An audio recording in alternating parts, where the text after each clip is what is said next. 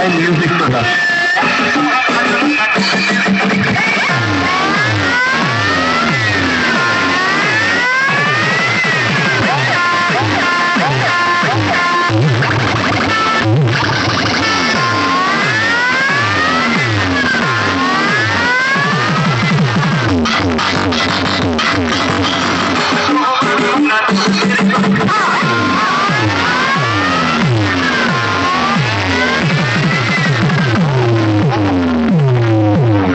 DB Music Center. বলছি এইখানে কালী মাতা সঙ্গে জান কম্পিটিশন 19-20 কম্পিটিশনে মারা এ ভিড় মাইটা লাগাও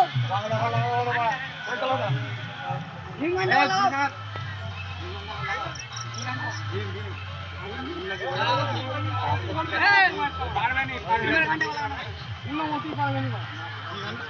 পারবেনি ও পারবেনি পারবেনি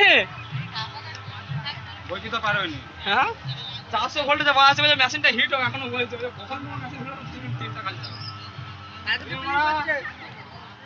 ध्यान दें मेरे डीजे की गाड़ी से जी हाँ समस्त डीजे वाले और उनके चमचे ध्यान दें मेरे डीजे की गाड़ी से कोसों दूर रहें वरना उनके कान का पर्दा फट जाएगा और उनके डीजे का स्पीकर कट जाएगा।